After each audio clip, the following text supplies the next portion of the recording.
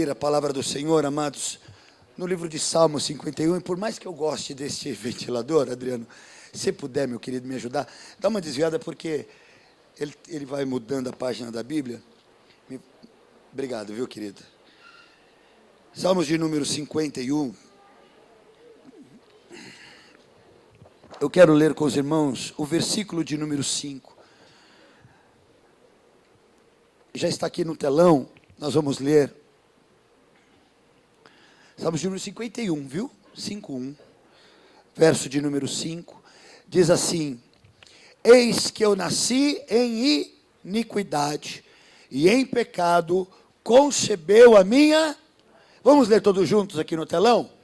Eis que eu nasci em iniquidade, e em pecado me concebeu a minha mãe. Amém, Pai? Nós oramos, Senhor amado, neste momento. Porque lido, Pai amado, foi a Tua palavra. E um versículo apenas já é suficiente para a liberação de um poder tal, amado Deus. Ó Pai, que é possível, Senhor, aleluia, acreditar, crer, ó Deus, que nesse versículo há poder para nos libertar, Senhor, das mais vis e das mais terríveis armadilhas que este mundo pode querer gerar.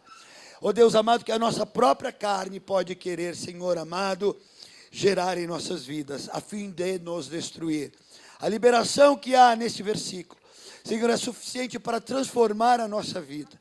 Ó Deus amado, para nos vestir, Senhor amado, de trajes santos, para mudar a nossa consciência, Senhor, para Deus acrescentar em nós mais fé, para Deus amado nos livrar, Senhor, ó Deus, de espinhos da carne, para, Senhor, nos fazer, Senhor, crescer nesta noite, mais do que talvez já tenhamos crescido, Senhor, ao longo de tantos anos. Ó Deus, porque a Tua palavra é poderosa. Senhor, ela é suficiente em si mesma. Ó Deus, porque ela é regida pelo próprio Deus. Porque o poder que há nela, Senhor, é o poder do próprio Espírito de vida. Senhor, por isso nós, Senhor, Te louvamos pela liberdade que nós temos de abrir a Tua palavra em público e lê-la. Quantos países, Senhor, ó Deus, impedem o crente, Senhor, de lugares públicos, ó Deus, ensinar a Tua sã doutrina. Ó Deus, quantos pastores, quantos missionários, ó Deus, hoje em dia morrem ainda, porque professam a fé na palavra do Senhor, porque professam a fé no único Filho, do Filho unigênito do Pai.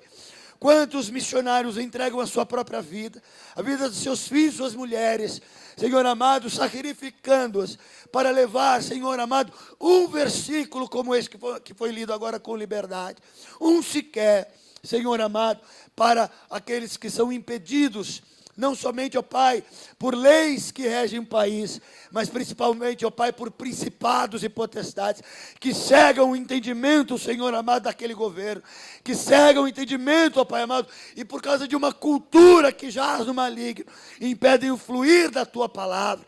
Senhor amado, não dão liberdade, mas louvado seja Deus, porque ainda, Senhor, neste país, nós temos a liberdade de expressar a nossa fé, de ensinar a Tua palavra.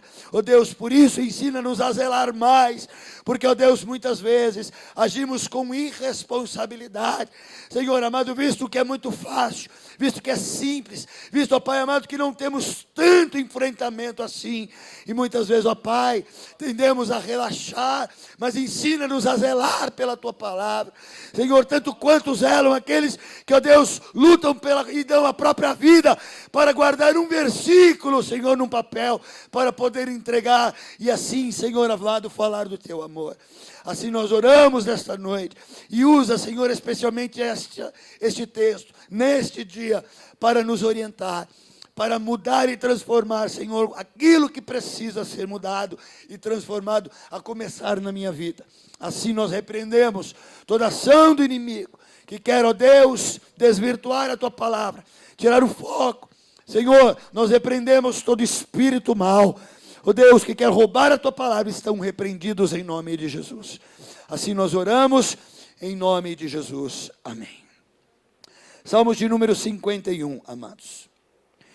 Que no versículo de número 5, fica registrado os seguintes versos: Eis que eu nasci em iniquidade, e em pecado concebeu a minha mãe. Nesta noite, Nossa, todas essas anotações são minhas? Glória a Deus. São os pergaminhos. Esse aqui não foi encontrado no Mar Morto, não. Este versículo foi escrito, amados, ou este Salmos, de número 51, foi escrito por quem? Quem arrisca dizer? Quem? Davi. Davi, queridos, que também, entre outros muitos salmos, escreveu este de número 51, que é um dos salmos mais citados, mais conhecidos da Bíblia. E juntamente com estes salmos de número 51, ele também escreveu o salmo número 23, não é? Que talvez todos nós aqui saibamos de cor pelo menos um ou dois, ou até mais versículos, e não será difícil achar alguém que o conheça, né, por inteiro. Tal, né, é o conhecimento deste número, Salmos de número 23, também escrito por Davi, não é? Aqui nós poderíamos dizer, por exemplo, versículo número 1 do Salmo de número 23, você consegue dizer? O Senhor e nada me faltará. Amém? Se nós tirarmos aí do telão, eu tenho certeza que nós repetiríamos sem pensar muito, porque é um verso, né, muito conhecido. Não é difícil você entrar na casa de um crente e encontrar, de repente, um quadro na sala, ou algum tipo de inscrição, desses que se coloca em geladeira, atrás da porta. Não é difícil encontrar, né, alguma coisa que esteja ali, né, contendo os Salmos de número 23. Tanto quanto os Salmos de número 51, ele é muito conhecido. Dizem os especialistas que os Salmos de número 23 é o texto bíblico que mais foi traduzido em todas as línguas pelo mundo. Então você entra dentro de um táxi, você encontra lá alguma coisa pendurada, pode estar compartilhando ali no mesmo retrovisor, sei lá, um terço, está pendurado lá também um pezinho de coelho, pode estar pendurado lá, sei lá, uma ferradura, mas também tem lá um pingente, um penduricalho lá, com um quadrinho dizendo: o Senhor é o meu pastor e nada me faltará. Porque na realidade é muito falado, é muito dito, é muito expressado, aparece muito tal versículo. E isso, queridos, para nós é um motivo de alegria, de orgulho, porque é uma porção da palavra de Deus, que por si só, sendo tão pequeno, tem um poder extraordinário para mudar vidas. É a palavra viva de Deus. Amém? Ambos salmos escritos por Davi, que não foi somente um salmista. Se eu perguntar para você, amado, você me dirá vários atributos, vários atributos de Davi. Por exemplo, Davi foi, além de salmista, foi o quê? Foi um levita. Que mais? Foi um pastor de ovelhas. Tinha suas atribuições, tinha sua profissão, né? Realizava o seu trabalho. Ele também é conhecido como pastor de ovelhas. Que mais? Rei, né? Também conhecido como um rei. Foi também um grande guerreiro, um grande homem de guerra, um estrategista. Dizem, né, que até hoje, não, levita ele quis dizer no sentido de cantor, não é isso, Antônio Carlos? Músico. É que hoje em dia a gente, né, pegou o termo levita, ele não era levita. Mas eu entendi, Antônio Carlos. É que a pastora já aproveitou e já, né, quis dar mais detalhes, que é bom e importante. Ele não era. Mas ele era da tribo de Judá. Mas levita no sentido de cantor, de instrumentista, né? Ele tocava flauta, tocava harpa. Então, ele também tinha essa atividade. Ele foi um grande rei, ele foi um estrategista. Dizem, inclusive, que Davi, até hoje, inspira muitos homens, né, que são aí generais, que são líderes aí de exércitos, né, gente que lida com isso. Até hoje, dizem que ele influencia através daquilo que a Bíblia ensina, suas estratégias que vinham de Deus para ele. Então, olha, um homem multifacetado, né? Um homem com inúmeras atividades, com inúmeros talentos, e tudo que Davi fazia, o fazia bem. Mas, apesar de ser um grande rei, e o maior rei de Israel, na realidade, né? E então, amados, a despeito de Davi ser tão assim, ter tantas atividades diferentes, e tendo ele feito tudo muito bem, tendo sido ele um grande rei, tendo sido ele um grande estrategista, tendo sido ele um grande guerreiro, tendo ele sido um grande pastor de ovelhas, um grande matador de urso, de leão, ele é conhecido basicamente como o salmista Davi, como o adorador do Senhor. Então, amados, veja como a porção que dá na vida de um homem, uma porção de Deus na vida do homem, o destaca. Amado, quando nós somos cheios do Espírito Santo, quando nós o buscamos em espírito e em verdade, quando nós nos envolvemos com Ele, quando nós o amamos, quando nós o adoramos, nós seremos conhecidos nesta terra. A nossa reputação dirá de nós assim: é um grande adorador de Deus, e no final das contas, é isso que fará a diferença em nossa vida. Porque nós vamos ver que no momento de grande aflição, luta e dor na vida deste homem, não foi o título de rei que o ajudou, não foi as experiências de pastor de ovelha que o ajudou, não foi a mente brilhante de grande estadista ou estrategista que o ajudou quando ele assim o necessitava. A porção que o sustentou, a porção que o ajudou, a porção que o fez forte no meio da fraqueza, foi a porção de adorador, de salmista, de alguém que andava na presença de Deus, que o adorava, que sentia prazer em escrever, em externar os seus sentimentos que ele tinha em relação ao Deus Todo-Poderoso. E é esta, aleluia, aleluia, a grande fonte de poder e autoridade que Deus tem para a tua vida.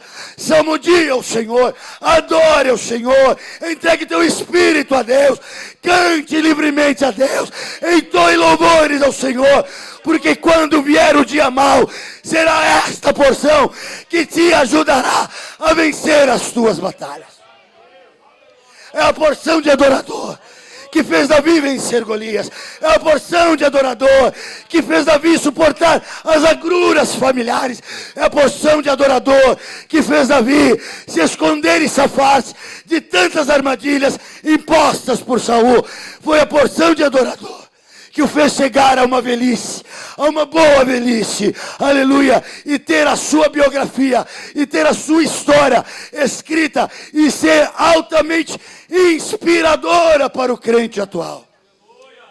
Foi porque ele carregava sempre dentro do seu bolso uma pena, aleluia, um pedaço qualquer de pergaminho, oh aleluia, e a qualquer momento que ele era inspirado, ele colocava, escrevia os seus sentimentos ao Senhor, dedicava a Deus, aleluia, parava as suas atividades e entoava cânticos de louvor e adoração ao Deus Todo-Poderoso. Amém, meu irmão? Nós muitas vezes, quando enfrentamos lutas na vida, quando somos tomados de surpresa por uma situação contrária, de aflição, de luta ou dor, muitas vezes, amados, temos a tendência de buscar nos livros, de buscar em outras atividades, de buscar em alguns outros tipos de experiências de vida, que não as experiências com Deus, de intimidade com Deus. A tendência é buscarmos, sabe, na ciência, no conhecimento humano, algum tipo de fonte de libertação. Mas eu vou te dizer uma coisa, aleluia, escreva teus salmos a Deus. Aleluia, porque o Espírito que inspirava a Davi é o mesmo Espírito que está aqui, que inspirou-nos agora há pouco para tributar louvores a Deus, que quase me fez desmaiar. Tal era a presença de Deus. Aleluia, são nestes momentos que somos cheios das armas do Deus vivo, para enfrentarmos as nossas lutas e dores. Louvado seja Deus, aleluia. Oh! Adore o Senhor, louve ao Senhor, cante alegremente a Deus, aleluia. Está doente, louve ao Senhor. Está sentindo no bolso? Adore ao Senhor. Teve problemas na família? Adore e cante ao Senhor. Porque Ele te servirá por estribo, te servirá por apoio. Aleluia.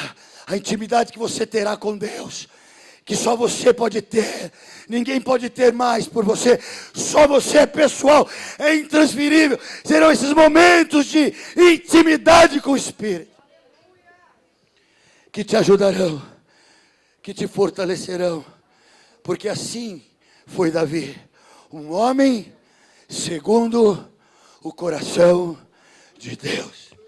Um homem segundo o coração de Deus. Porque onde estava indo o coração de Deus, lá estava Davi andando atrás. Se o coração de Deus estava lá, e as riquezas desta terra lá, Davi não titubeava, ele ia em direção ao coração de Deus. Se o poder humano estava ali, e o coração de Deus ali estivesse, ele não pensava duas vezes, era para o coração de Deus que ele ia. Se a prostituição, a lascívia, o adultério, pecados morais, sabe, estavam ali, era para lá que ia Davi, porque era lá que o coração de Deus estava. Um coração segundo o coração de Deus. Nós poderíamos dizer, um coração seguidor do coração de Deus. É ali que Deus te forja. É nesse momento que Deus te faz ser homem espiritual. É nesse momento que os céus se abrem e o entendimento da mente de Cristo se manifesta. É nesse momento que Deus segreda nos teus ouvidos as palavras de vida, vida eterna. São nesses momentos em que você larga tudo que está lá e vai segundo o coração de Deus.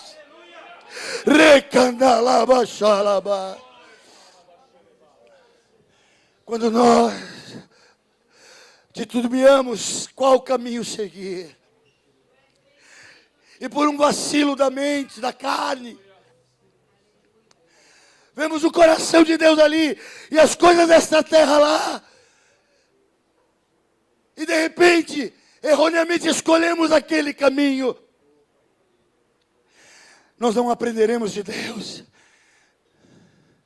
esvaziaremos a nossa mente daquilo que Deus acrescentou, porque a escolha, aleluia, foi errada. São caminhos que sugam o que é de Deus, aquilo que se acumulou, daquilo que foi ajuntado, a duras penas, as escolhas errôneas, removem até aquilo que já foi juntado na mente de um crente. Quantos crentes, quando optam não ir ao encontro ao coração de Deus, e optam por ir ao encontro das coisas desta terra, de repente, não conseguem mais orar, de repente não conseguem mais cantar a Deus, não conseguem mais abrir a palavra do Senhor e meditar num versículo sequer. Quantos crentes em tempos outrora que escolhiam andar segundo o coração de Deus, eram profetas íntimos de Deus, oração poderosa, agora o próprio semblante demonstra um esvaziamento da mente de Cristo, e agora passa a ser dependente da razão, da compreensão dos caminhos das letras,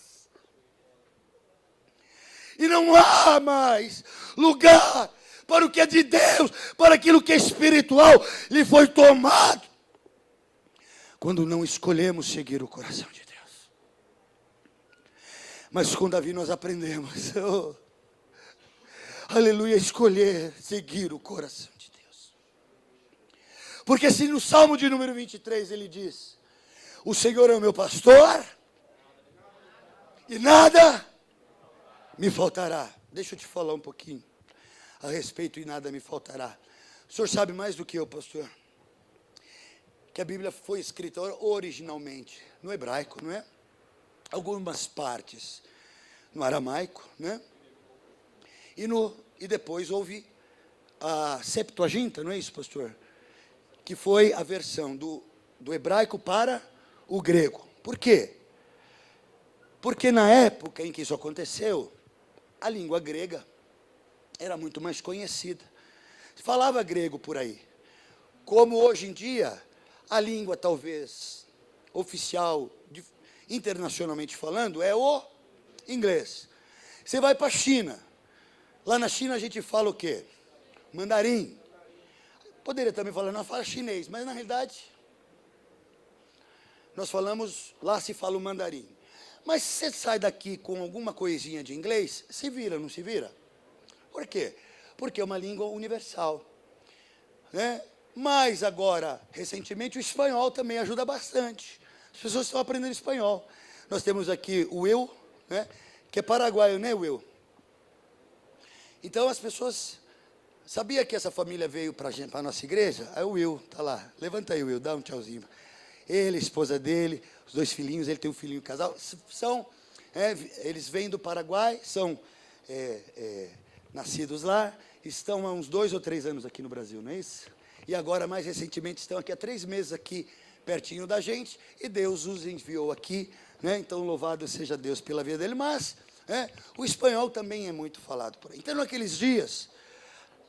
O grego koiné, né, pastor, que era o grego coloquial, né, o grego mais fácil de se falar, a Bíblia foi traduzida. E essa tradução se dá o nome Septuaginta.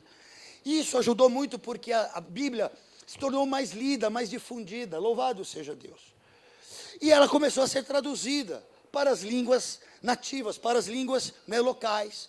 Para cada lugar que a Bíblia ia, né, ela ia sendo traduzida para que então ela pudesse melhor ser entendida, exposta e tudo mais, até chegar aqui no Brasil. E alguém, eu não sei quem, traduziu. João Ferreira de Almeida foi o primeiro? O português, né? Para o português. João Ferreira de Almeida. E ele, naturalmente, faz algumas inclusões e algumas mudanças que não alteram o sentido inicial, porque Deus cuida da sua palavra. Amém?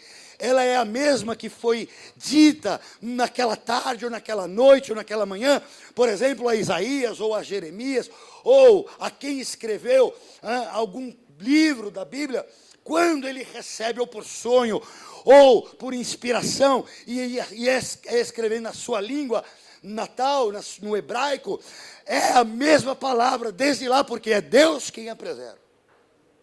Porém, algumas inclusões de termos acontecem para adaptar a Bíblia para aquela linguagem, para aquela cultura.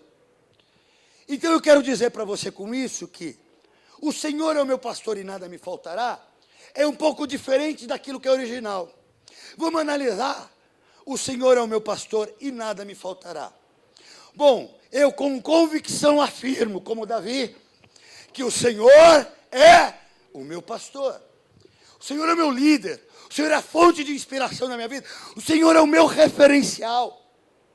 O Senhor é aquele que me guiará, como nós cantamos hoje, antes da palavra. O Senhor me guiará, não é?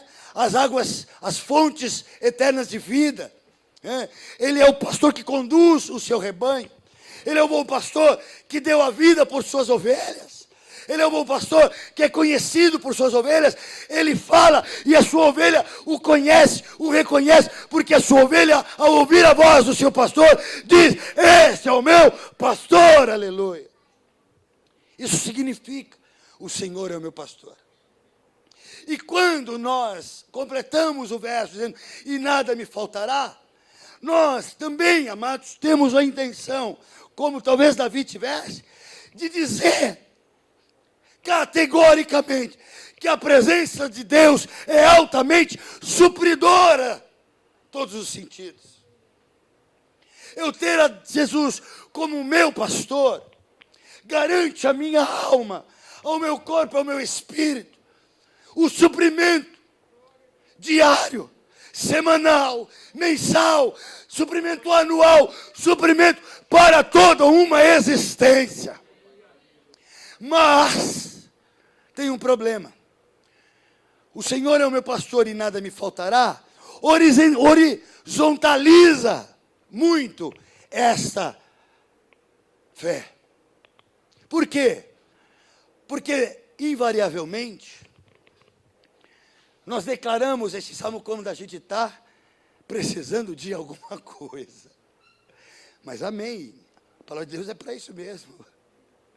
Mas não horizontaliza muito, porque vamos lá, de repente, fui segunda-feira para o trabalho, pumba, amigo, tivemos cortes na empresa, e quando você é chamado logo no primeiro horário para o RH, e se houve uma iniciação de conversa assim, olha, você sabe como é que é, os tempos estão difíceis, a empresa resolveu fazer um corte, o teu pescocinho já dá uma, a gente já sente uma movimentação estranha no pescoço, a gente sente assim, o meu estava na reta, né? E aí vem a notícia, infelizmente você está desempregado. Não é uma notícia boa. Para alguns é, porque dizem assim, nossa, glória a Deus, resposta de Deus, eu queria sair dessa empresa. Mas isso são exceções. Mas vem lá uma notícia ruim, vem lá algo concreto, efetivo, eu estou desempregado, meu Deus. E o crente que vai logo para a Bíblia, já vai lá no Salmo 23, o Senhor é o meu pastor e nada me faltará. Eu sei que eu vou ter 5 ou 6 meses aí de salário-desemprego, oh glória. Mas eu sei, eu declaro, o Senhor é o meu pastor e nada me faltará. Mas eu não posso abrir mão desse salário-desemprego. O Senhor é o meu pastor, nada me faltará. Puxa, mas eu estou mais ou menos garantido 5 meses, porque eu tenho salário-desemprego. O Senhor é o meu pastor. Aí, amados, quando a gente tem essa horizontalidade da palavra de Deus, a gente coloca a esperança da fé muito lá ao lado da esperança daquilo que o homem pode me dar, que as leis desta terra podem me dar, sabe, amados, nos apegamos tanto quanto nos apegamos à esperança daquilo que o meu braço forte pode me dar. O Senhor é o meu pastor e nada me faltará.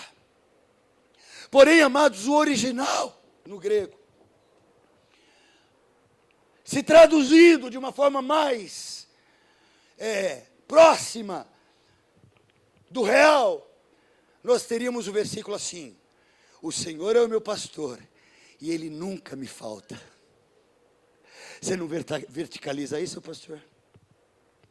Não é arroz e feijão que me faltará, não é vestimenta para o meu corpinho que vai faltar, não é saúde para os meus ossos que vai me faltar.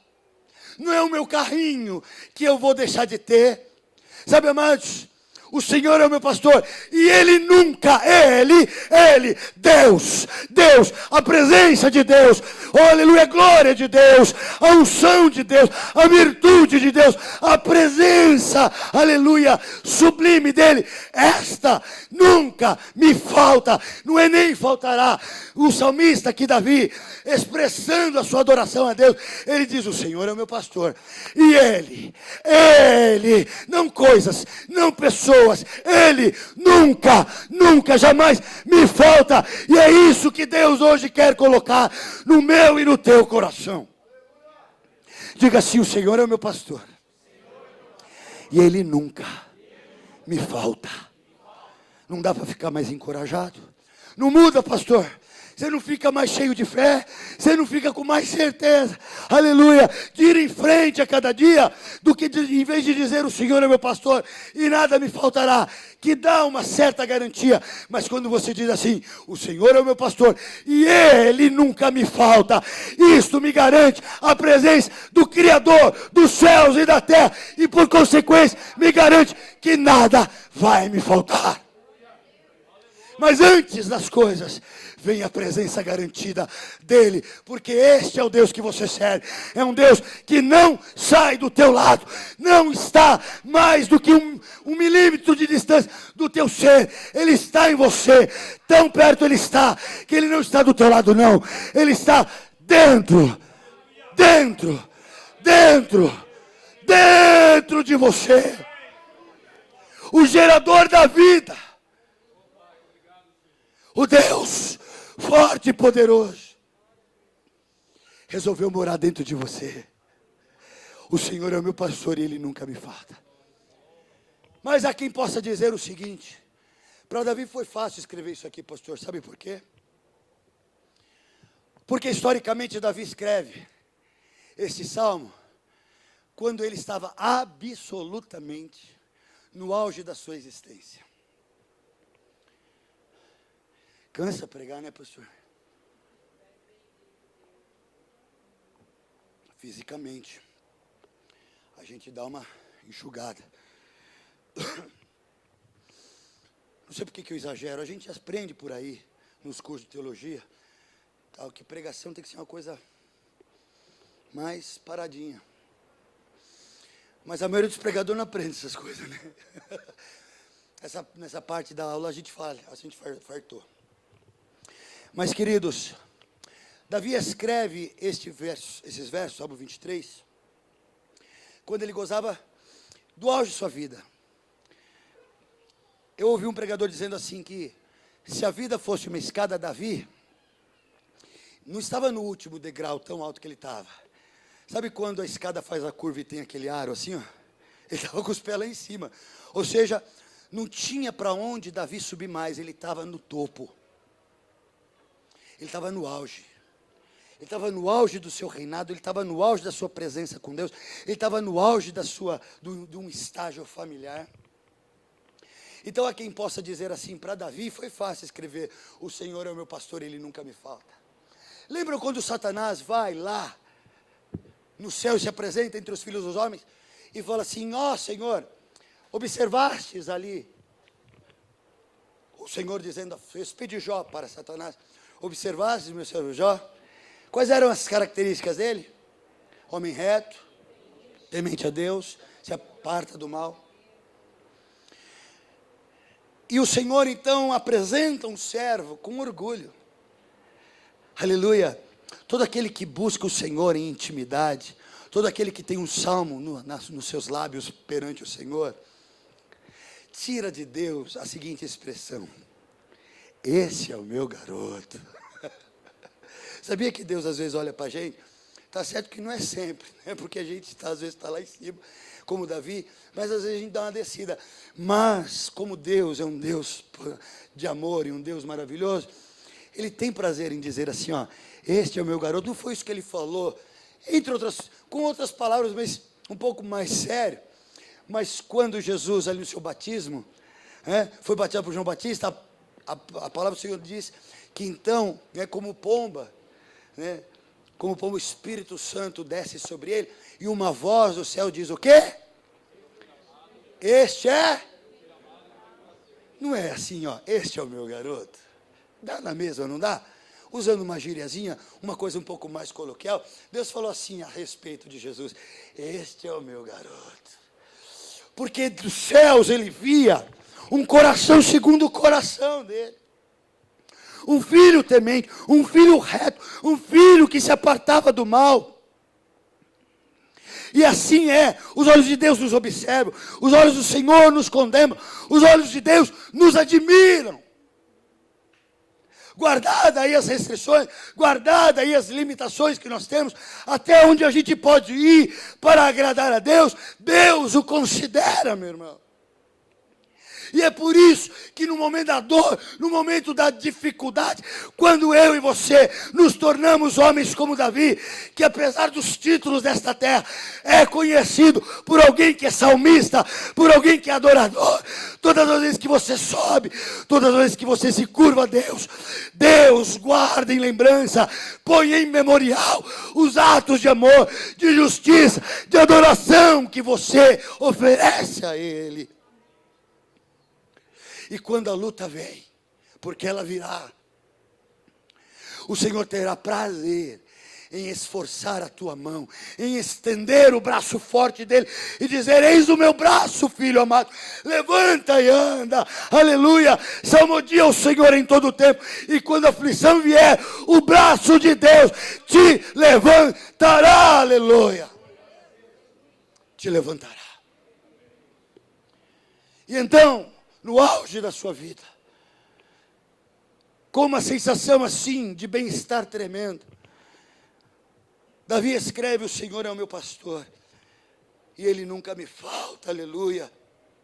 Porém, se nós analisarmos o momento histórico o momento psicológico, o momento emocional de Davi, quando ele escreve o 51, em completa oposição, aquele momento, Salmo 23, Davi agora, se encontra num dos poços mais profundos da existência dele. Com isso eu entendo o seguinte: se eu consigo salmodiar a Deus no auge da minha história, no mais profundo abismo da minha história, eu consigo tirar um salmo de adoração a Deus. Porque adorar a Deus independe de bem-estar humano. Porque adorar e salmodiar o Senhor não tem nada, absolutamente nada a ver com o momento de vida que eu estou vivendo. Seja chorando ou seja sorrindo, seja em paz ou cheio de guerra, seja entrevado numa cama ou pulando, tal seja a minha saúde, há um salmo preparado para adorar a Deus, e este é o momento que Deus reservará para mim, o meu escape, lá quando eu cair. Há crentes que hoje não encontram respostas. Há crentes que hoje vivem a síndrome de Adão. Senhor, a mulher que tu me destes, ela me deu o fruto, eu comi. Ou seja, jogando a responsabilidade dos seus atos a outros. Há crentes que hoje não encontram saídas e respostas. Há crentes que têm no coração um túmulo sombrio de medos, preocupações, ansiedades, porque no tempo passado, aqui, mais recente ou remoto, deixou de salmodiar a Deus. Há crentes que hoje em dia, eu e você, estamos todos inclusos neste pacote, que num determinado momento da vida, não encontrará força para se levantar de uma cama de enfermidade, para se levantar no momento de deserto financeiro, porque o tempo passado não escreveu um salmo pessoal ao Senhor, não cantou a Deus, porque estava tudo muito bom, e esqueceu-se a canção de adoração pessoal a Deus. E era neste momento passado que Deus teria reservado para mim a força que agora eu não tenho, não porque Deus não me deu, mas porque eu não habilitei na minha vida. Então hoje é dia de adorar a Deus, hoje é dia de salmodiar ao Senhor, porque essa luta aí vai passar, vai, mas amanhã virão outras. Lá você tem que estar com o teu saco cheio da força de Deus, que vem quando você adora a Deus, aleluia. Oh, glória, glória, glória.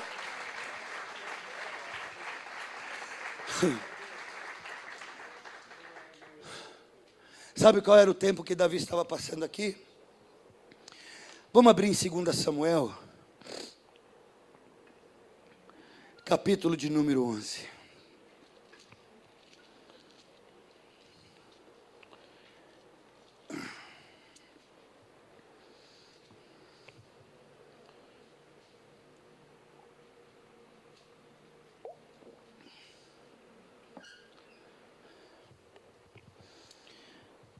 Segunda Samuel 11,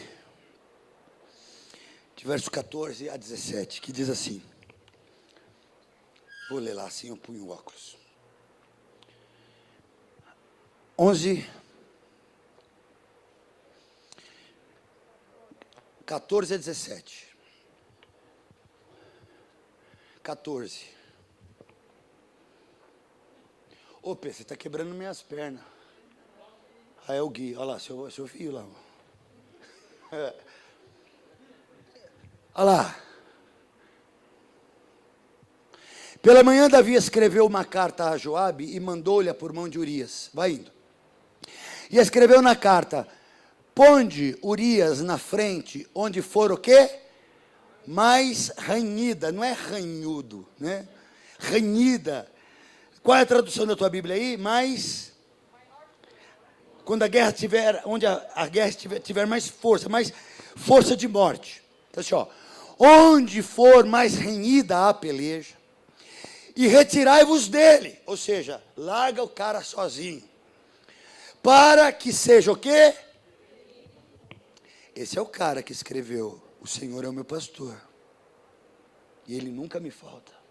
Deus estava com ele no momento que ele estava escrevendo isso aqui? Estava, não estava? Não, a presença de Deus estava lá. Ninguém tira da minha cabeça que Deus, da minha cabeça que Deus estava lá. Ele estava lá. Tanto quanto ele está, quando eu ou você, em algum momento da vida, escondido dos olhos da esposa, escondido dos olhos do esposo, escondido dos olhos do pai, do marido, do noivo, do patrão, do chefe, do professor, nós resolvemos contar uma mentira, ou resolvemos assistir algo pornográfico, ou resolvemos, quando de longe dos olhos de todos, resolvemos dar aquela olhada cobiçosa, isso falando mais dos homens, né, com mais frequência. Deus está lá na tua vida, hein, patrão? Hein, patroa? Hein, chefe? Deus está lá quando eu e você resolvemos tropeçar. Quando, apesar de conhecer que aquilo ferirá os sentimentos de Deus, sabendo mesmo que aquilo lá poderá ferir o sentimento da minha mulher, o sentimento dos meus filhos, o sentimento de um pastor, o sentimento do meu irmão em Cristo, o sentimento de uma mãe, de um pai, sabe, mas mesmo assim, cometemos o deslize, cometemos o pecado. Eu te pergunto, Deus continua lá? Eu te digo, continua, porque o amor de Deus, Ele é poderoso para até suportar, aleluia, os nossos erros e deslizes. Deus continua assim nos amando. Como amava Davi, quando ele estava naquele momento planejando matar esse cara chamado Urias, que tinha uma mulher chamada Batseba, uma mulher linda, sabe, amada dos pés à cabeça, formosa, que dias antes estava tomando banho no alpendre da casa dela, nua. E Davi, sem fazer nada naquela tarde, resolveu admirar ali a paisagem. E a palavra de Deus diz que ele viu aquela mulher e a desejou. O homem segundo o coração de Deus. Um homem batizado nas águas, um homem cheio do Espírito Santo, um homem que conhecia a palavra de Deus. Agora, olhava uma mulher, desejava para si, sabendo ele que ela era casada, ele no seu coração, que era segundo o coração de Deus, preparou um plano. Vou mandar Urias para a peleja onde ela é mais brava, onde certamente ele será morto. Vou tirar toda a proteção que ele poderia ter os seus soldados, e vou largar ele à própria sorte. Vai lá. Enquanto Joabe sitiava a cidade, pôs Urias no lugar onde sabia que havia homens valentes.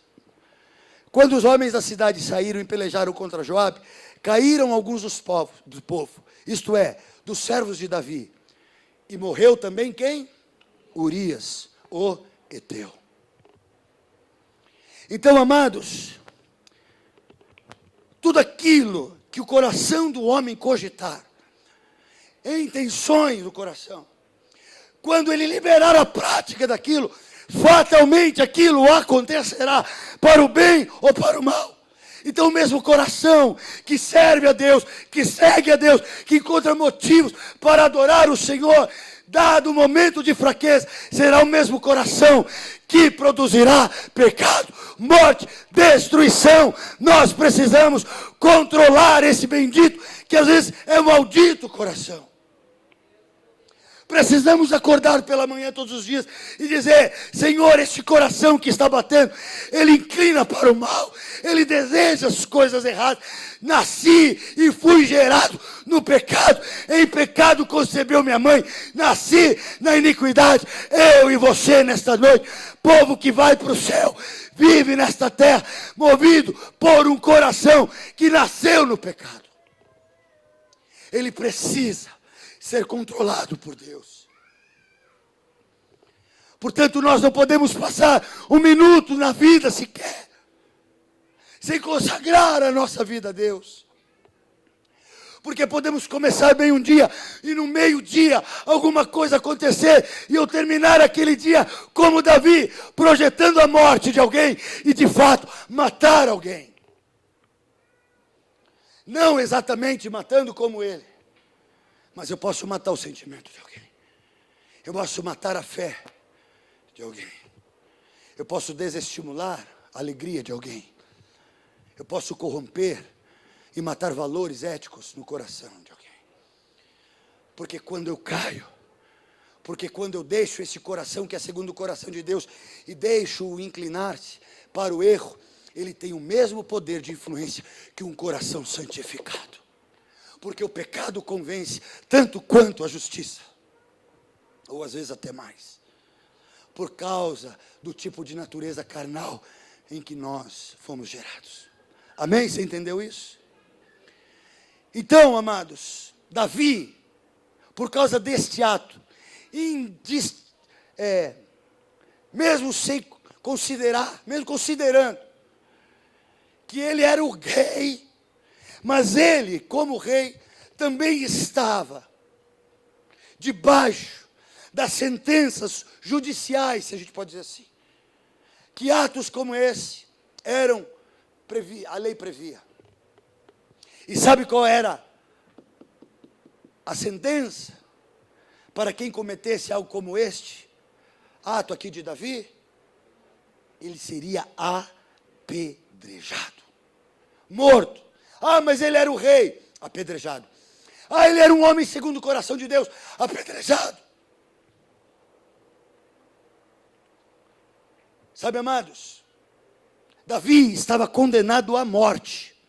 E foi nesse momento que ele escreve o Salmo de número 51. E para a gente encerrar, para a gente poder orar a Deus, a palavra do Senhor diz aqui, olha o começo do Salmo. Compadece-te de mim, ó Deus, segundo a tua benignidade e segundo a multidão das tuas misericórdias. Sente o drama, se você consegue interpretar a alma desse homem nesse momento. Vou ler de novo. Compadece-te de mim, ó Deus, segundo a tua benignidade e segundo a multidão de tuas misericórdias. Apaga, Senhor, apaga as minhas transgressões. Lava-me. Sabe, amados, o poço em que Davi se encontrava agora era tão profundo e sujo, porque ele se sentia imundo na presença de Deus. Ele dizia: lava-me completamente da minha iniquidade e purifica-me do meu pecado. O pecado, a iniquidade que gerara para ele alguns segundos de prazer, agora o maltratava, agora o açoitava de dia e de noite. Mas sabe, amados, qual foi o destino de Davi? Mesmo ele sendo rei, ele deveria ser apedrejado, morto, sentenciado à morte. Mas porque ele havia escrito Salmos 23, porque ele tinha encontrado no Senhor alguns momentos de adoração plena, de coração entregue a Deus, de verdade. Ele obteve do próprio Deus, aleluia, uma sentença que acabou com a sentença da morte na vida dele. Ter matado a Urias, para Davi, era a sentença de morte. E o título de rei, de estrategista, de governante que ele tinha, não o livraria da morte. Sabe o que livrou Davi da morte? O coração que tinha segundo o coração de Deus, porque ele era adorador, porque ele era salmista. Este foi o fator preponderante que abriu as portas dos céus, que ecoou diante dos ouvidos de Deus a seguinte palavra: arrependimento, aleluia. Sabe por quê? Porque se Davi, diante dos olhos dos homens, merecia morrer, se o pecado e iniquidade que ele havia cometido estava gerando nele esta dor que eu consigo ler e procuro sentir, a angústia, a dor que ele estava sentindo, eu sei que se eu, humano, tenho a capacidade de discernir a dor, o sentimento do pecado sendo gerado, sabe, do arrependimento sendo construído no coração deste homem, eu tenho certeza que se eu concordo, se eu sinto, que dirá Deus. Aleluia. Então, se o ato de pecado de Davi o estava levando ao estado de morte, o coração de adorador, gerando no céu livramento. Deus estava se levantando contra a sentença de morte. Sabe por quê? Porque Deus não permite que um coração arrependido morra.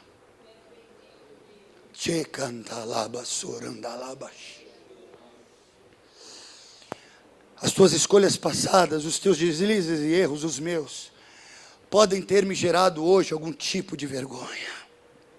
Vamos ficar de pé. Quero pedir para a banda subir. Porque Deus vai mudar coração nessa noite, eu tenho certeza disso. Porque eu sei que o Senhor tem uma porção aqui para gerar o que foi gerado no coração de Davi. E Deus pode anular sentenças de miséria, de morte, de destruição, de vergonha, de desonra na tua vida agora. Você precisa crer, Deus pode anular o poder da morte. Se você hoje traz consigo o medo de perder alguém, ou se você traz consigo uma enfermidade no teu corpo, Deus te cura agora, porque o mesmo Deus que compadeceu-se de Davi, que anulou, aleluia, o poder da morte merecedora que ele é o mesmo Deus que opera agora. Você só precisa ter o mesmo coração de Davi. E eu te conclamo agora, eu te convido agora a viver o sobrenatural de Deus. É agora que Deus vai mudar a tua sorte. É agora que Deus pode anular essa sentença maldita na minha e na tua vida, aleluia. Eu já vou pedindo, Michele, para você abraçar essa menina do teu lado aí. Porque Deus vai anular uma miséria na vida dessa menina agora. Aleluia. Aleluia.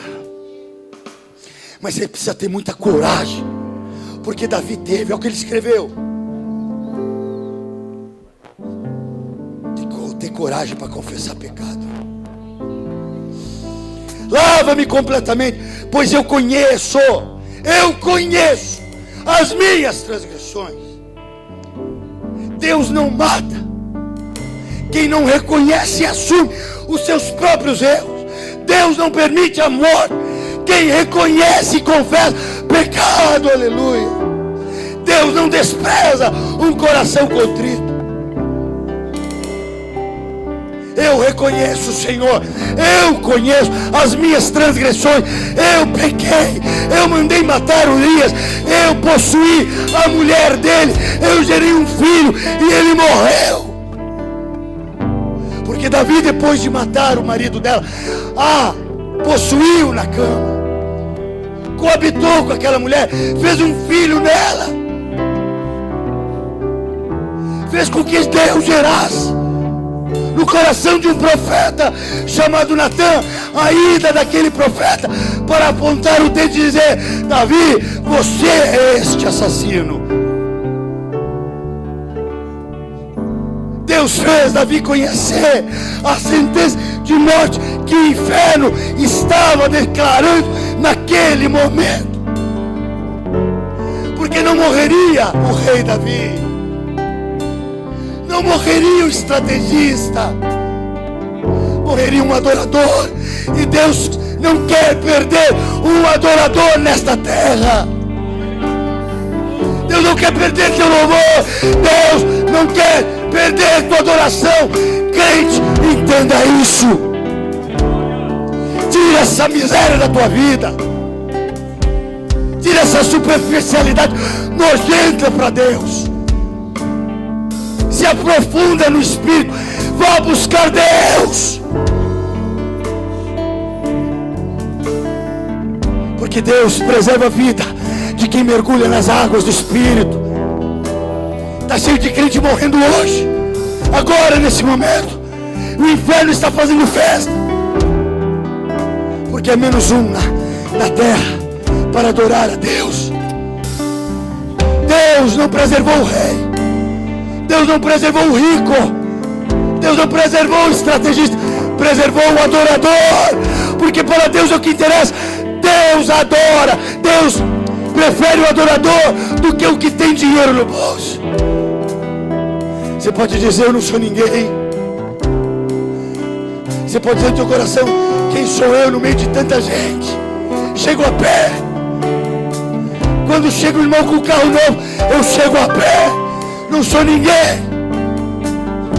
Enquanto tem irmão que mora em casa duplex, eu moro num barraco. Quem sou eu? Eu vou te dizer quem é você. Você é um adorador de Deus. E para Deus só isso basta para preservar a tua história, a tua vida. Não se meça como Davi entendeu.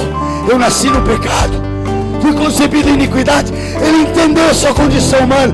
Mas aí ele diz assim: ó, não me repulses da tua presença.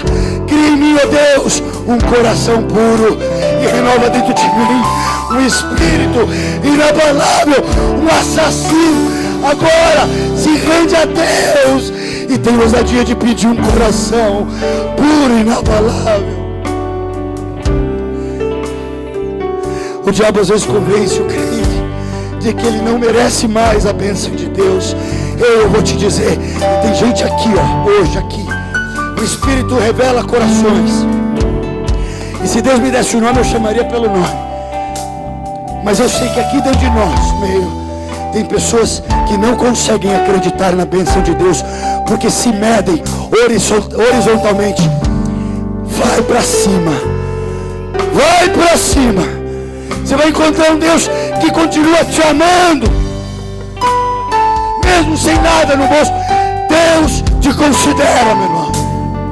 E é hoje o dia de você renovar esse voto com Deus. É hoje o dia de você sair da superficialidade e entrar nas águas profundas do Espírito, que diz: restituiu-me a alegria da tua salvação. Sustenta, meu Deus, com o Espírito voluntário. É isso que Deus tem para derramar nessa noite. Eu quero convidar os pastores e presbíteros a vir aqui. Eu quero convidar vocês a mexer agora com óleo, azeite precioso do Espírito, que está simbolizado naquele vidrinho. O mesmo Espírito que socorreu e anulou a morte de Davi, a morte da adoração, a morte do louvor. Esse Deus vai anular hoje a sentença que é contrária à tua vida. Enquanto a banda canta, os pastores vão sair e vão ungir você onde você está.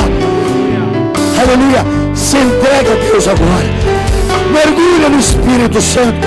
Anula essa razão que só te prende a coisas mundanas e humanas.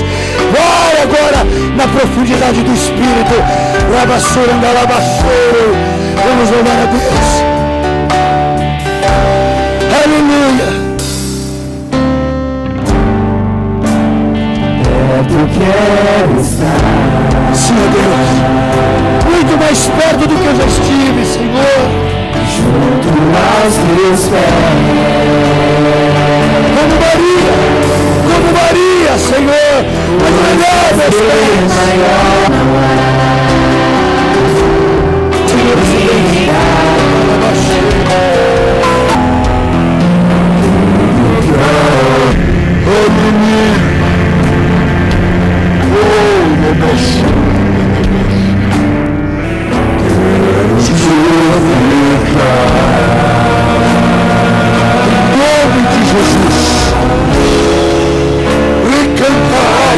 ainda por você.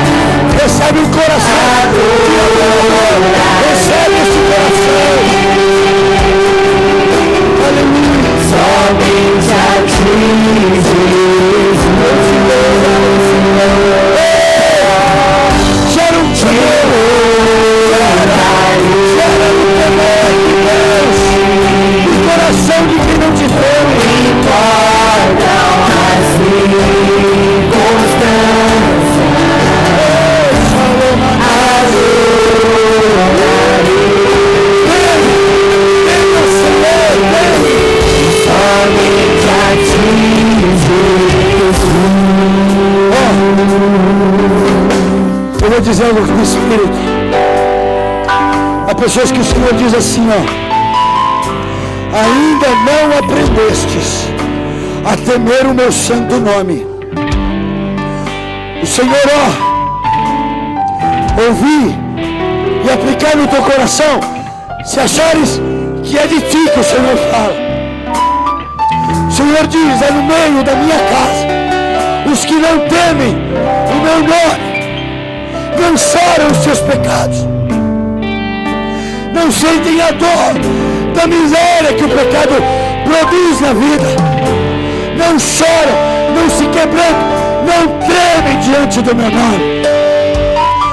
O Senhor diz, tremei, tremei diante de mim, tremei, temei o meu nome. Pus um termo hoje, diz o Senhor, no nosso coração, para que temas o meu nome, para que trema diante da minha justiça. O Senhor quer criar o coração que treme e que chora como Davi chorou, quando houver pecado, quando houver iniquidade manifesta. É tempo de você chorar, é tempo de você sofrer, não pelo pecado do outro, mas pelo teu próprio pecado. Aleluia. Vamos terminar de cantar mais uma vez.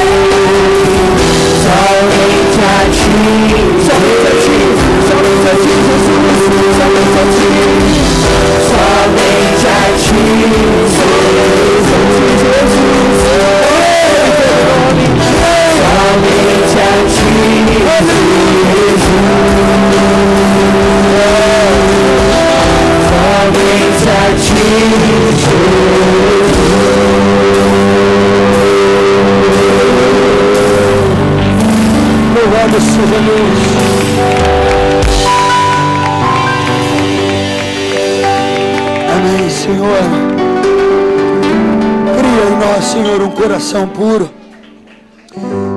E ao invés da bênção apostólica, para te despedir, eu vou terminar lendo Romanos capítulo 3, verso 23, que diz: pois todos pecaram e carecem da glória de Deus, sendo justificados gratuitamente por sua graça, mediante a redenção que há em Cristo Jesus, a quem Deus propôs no seu sangue como propiciação mediante a fé, para manifestar a sua justiça, por ter Deus, na sua tolerância, deixado impunes os pecados anteriormente cometidos, tendo em vista a manifestação da sua justiça no tempo presente, para Ele mesmo ser justo e o justificador daquele que tem fé em Jesus.